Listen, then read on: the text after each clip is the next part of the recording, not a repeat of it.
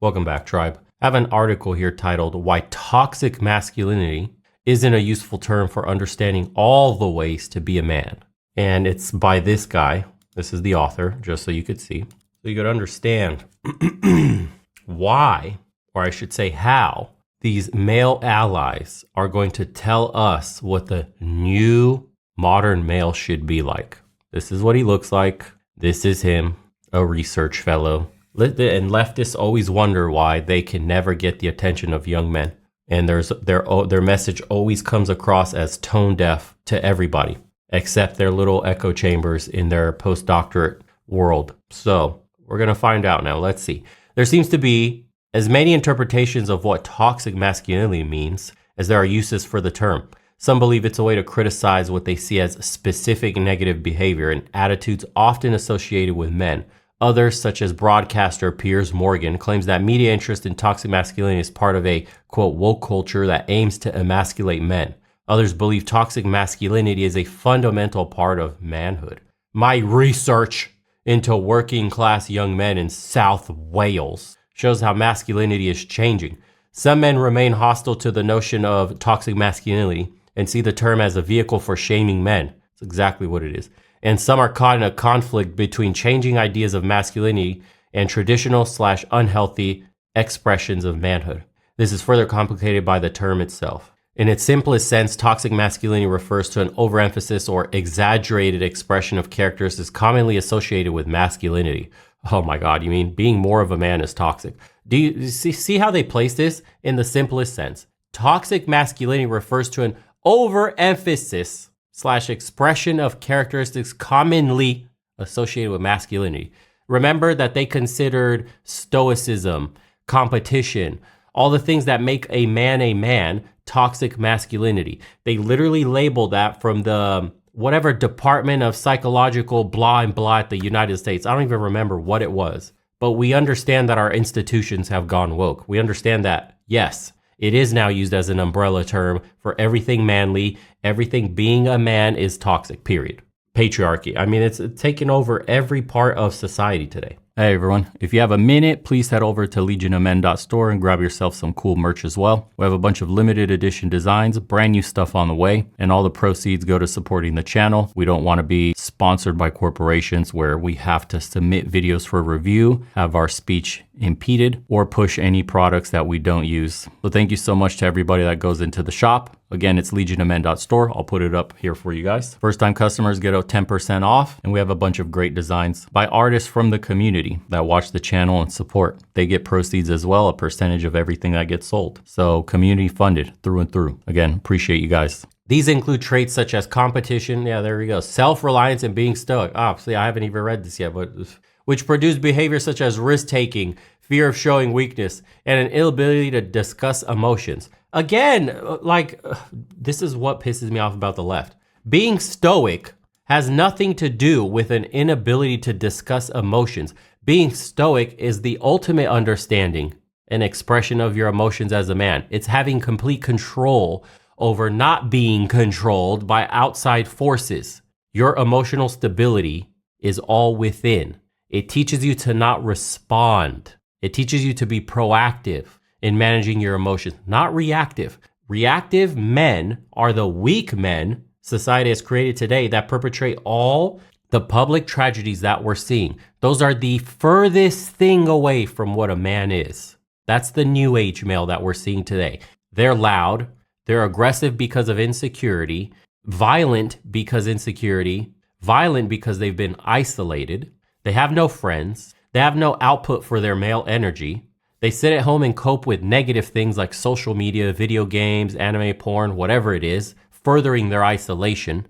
Society as a whole has rejected them, and society does not have a path for them to earn their place in the world, so they feel lost. They feel like they don't belong, and because they feel this way while being men, they then lash out on society with all the public tragedies, and it's only going to keep increasing. And then again, he says, competition is a bad thing because it produces risk-taking behaviors. Imagine that. Imagine saying competition is now bad for men because it makes you a risk taker. You mean like starting a business, like moving to a new part of the world, like packing your bags and going to a city for work, like teaching yourself something new, going outside of your comfort zone to grow. That's a negative. And then he says self-reliance. Self-reliance now is akin to a fear of showing weakness. So being a pillar for society, a pillar for your family, pillar for yourself has now been switched on its head and considered fear of showing weakness. Do you see what the new age male, this is the guy right here. Look, this is who's defining this. This guy, look at what he looks like, bro. Bifocal Richard here. Bifocal Richard is telling young boys the pinnacle of manhood. Things like Marcus Aurelius meditation, stuff like that. That's all toxic. These have negative implications for both men and women. For example, rejection of weakness and vulnerability may prevent some men from discussing issues such as mental health. Similarly, an inability to express emotion may expose itself through frustration, anger, and acts of physical violence. But masculine traits such as being stoic can be equally valuable in some circumstances, such as emergencies and making life-saving decisions. So they only want you to be stoic when they all benefit from your masculinity. Emergencies and life-saving decisions. But everything else, cut it out. So when we actually need you to pull us out of a burning building, when we need you to enforce the law against criminals, you can be stoic then. You can be competitive then. You can be self-reliant then, and only then. In essence, masculinity is complex, diverse, and can be expressed in multiple ways. And then here we go, the redefining. More than one type of masculinity. However, masculinity that involves courage, toughness, and physical strength has historically been held in high regard by society. Masculinity is socially, historically, and culturally and individually determined and subject to change. It can be influenced by a person's status, power, place, social class, and ethnicity. So a person's differing circumstances establish or enable different expressions of masculinity. Now, it's pretty much consistent everywhere around the world. You could look from Japan to China to India to Europe to Africa to South America. There are fundamental tenets of what it means to be a man: protecting, providing, self-reliance. Stoicism goes by many names, but we know it in the West, Stoicism.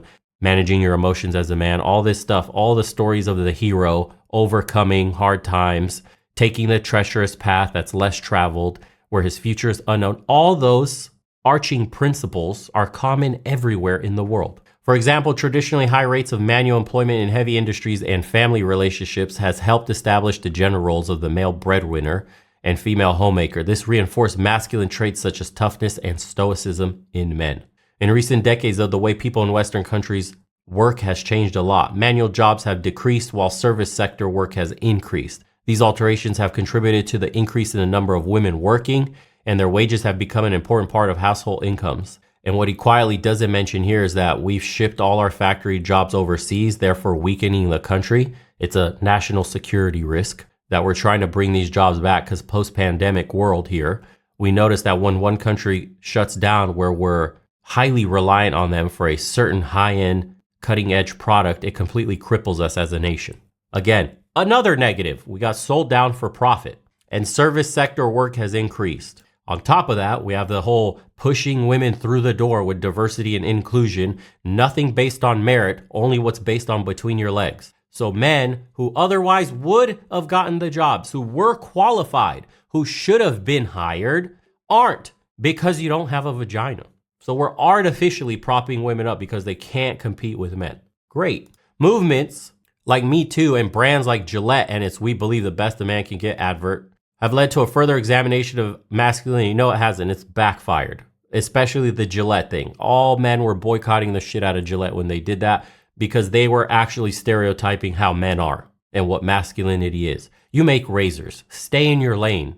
Don't politically chastise your entire base. They have challenged negative expressions of masculinity and got major flack for it, encouraging men to change their behavior and instead adopt a more positive version of masculinity. Positive to whom? To the left? To the wokies? To the ones currently in power and want men to be weak and want to bring up women as the new economic force because they're easily more controlled because the herd mentality, because they're big spenders? Against this backdrop, we urgently need to reassess what the current research tells us about men and masculinity. Men are changing. Some studies, I love this, studies, suggest that men are changing their behavior as society and the economy change. For example, studies of white middle-class men who attend university have found that they're more likely to express their emotions verbally and physically. You mean the softest of us all. You mean the left-leaning, the libbies. But critics of that idea say that such young men can transgress typical notions of masculinity because of their higher social status. So even the libbies are attacking the few that are changing, being molded into their weak forms, saying that it's only happening because they're white and middle class, bringing race into it. A new wave of qualitative research has shown that some working class young men are changing their behavior. They are more open about their emotions and admit to feeling vulnerable and have more egalitarian views on housework. Yeah, the narrative being pushed down their throats. All the woke shit they're seeing on TV, all the woke cartoons, all the leftist movies, shows showing strong independent boss babes, showing girl power this, showing women berating men. Not, I don't need a man. The goofy male that's in media today. Yeah, it's starting to seep into their brains. We all seen this happening from the 90s onward.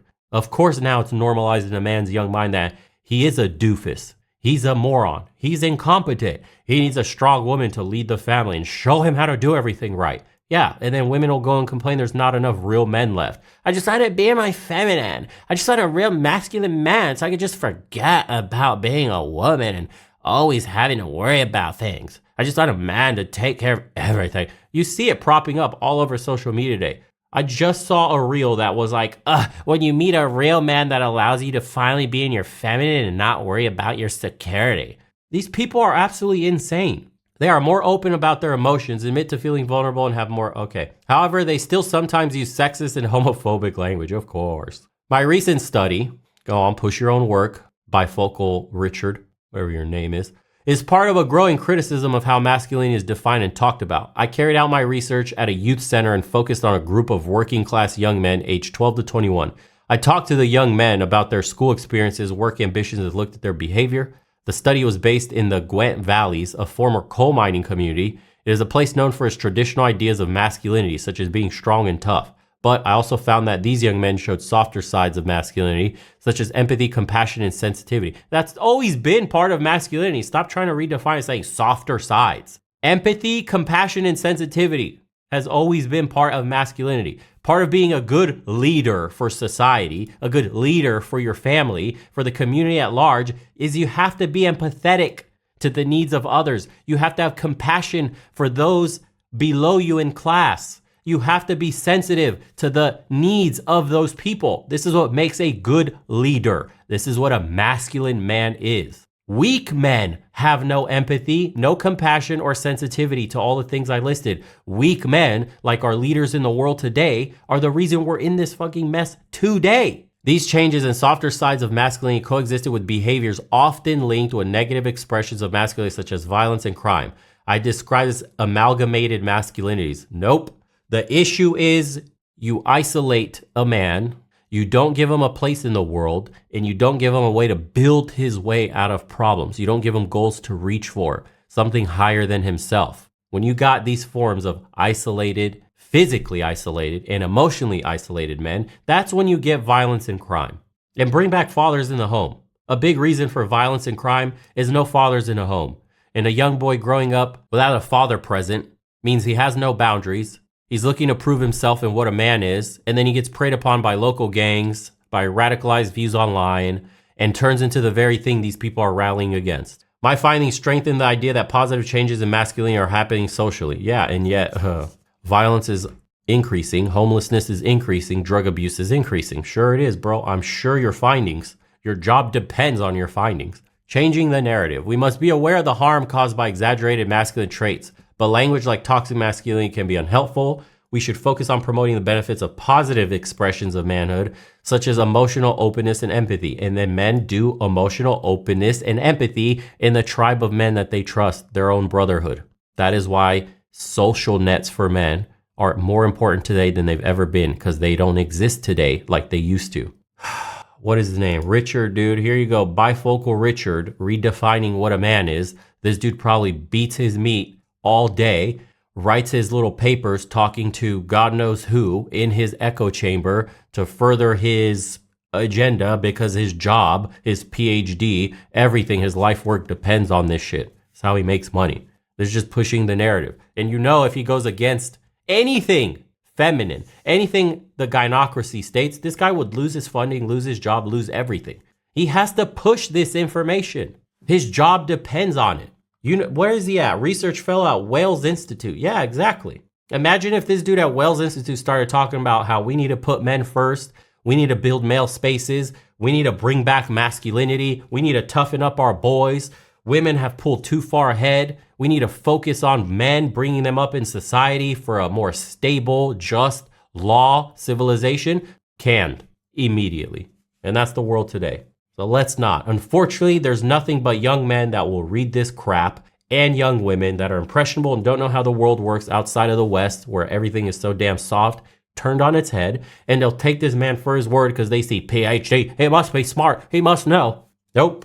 And this is why the danger of articles like this and why I cover them, because there's always going to be people that get propagandized by this shit. Hey everyone, if you have a minute, please head over to legionofmen.store and grab yourself some cool merch as well. We have a bunch of limited edition designs, brand new stuff on the way, and all the proceeds go to supporting the channel. We don't want to be sponsored by corporations where we have to submit videos for review, have our speech impeded, or push any products that we don't use. So thank you so much to everybody that goes into the shop. Again, it's legionofmen.store. I'll put it up here for you guys. First time customers get a 10% off, and we have a bunch of great designs by artists from the community that watch the channel and support. They get proceeds as well, a percentage of everything that gets sold. So community funded through and through. Again, appreciate you guys.